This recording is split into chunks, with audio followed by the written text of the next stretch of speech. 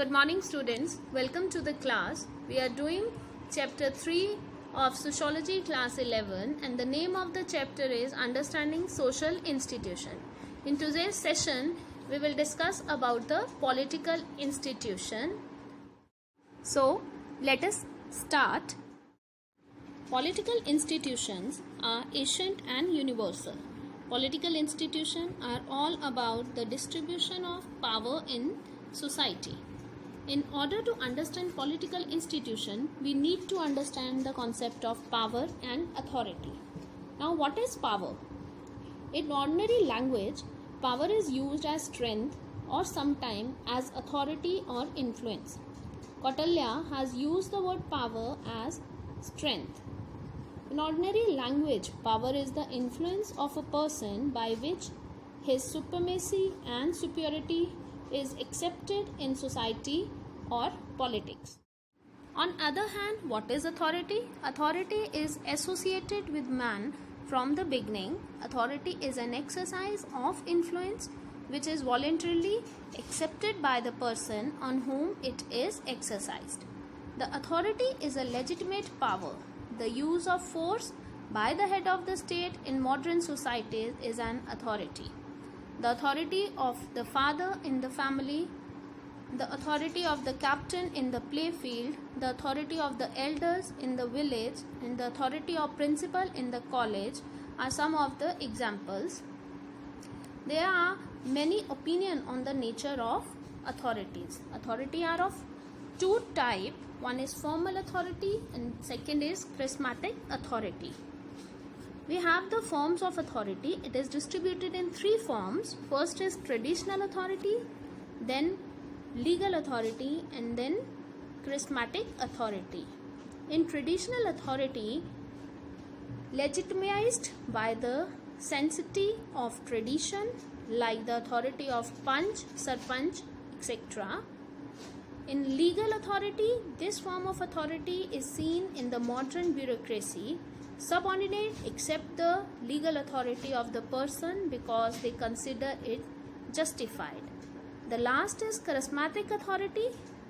Authority legitimized by the extraordinary characteristic of a leader and the inspired nature of his mission is called charismatic authority.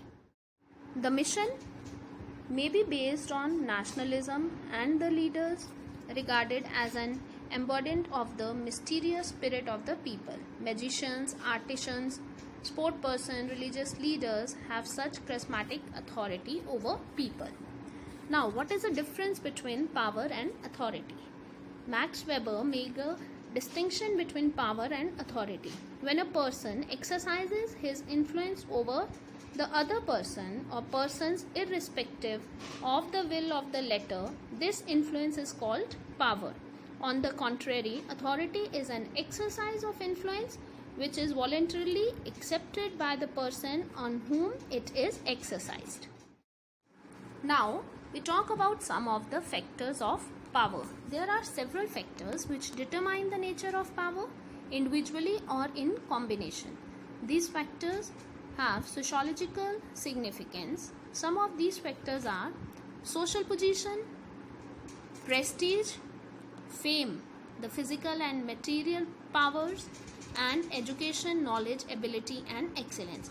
The person have what kind of position in a society, that matters. How power they have, how fame they have, that all matters in factor of power. They show how much power a person have. Now we discuss about the political system. Political system maintain an organization of all political activities, processes, institution of man whose central aim is to maintain a balance in man's political affair. Today in the world, mainly two forms of political system exist: monarchy and democracy. Monarchy. In the monarchy or kingdom system, administration is run by one man. Under this system, the authority of a family is traditionally transmitted from one generation to the other. On the other hand, in democracy, Democracy is considered as an important system of socio-political rule. It is the most popular and widely accepted form of government.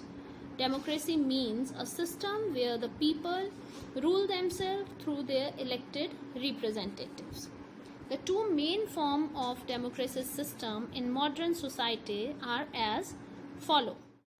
First is the pure or direct democracy, a system where people rule themselves and also formulate rules and regulation for themselves. That is called direct democracy. This form of democracy system existed in ancient India, China, Greece and Rome. At present, the direct democracy is almost not existent. The direct democracy is possible where the states are small in size and population. Second, we have the representative or indirect democracy. At present, the system of indirect democracy is prevalent in most of the countries. It is the second important form of democracy system. In this system, the people themselves do not participate in the government, but they run the government through their elected representative. Therefore, this type of democracy is called the representative or indirect democracy. That's it with today's session. Hope you understand that. In tomorrow's class, we will try to understand education and religion as a social institution. Till then, take care. Goodbye.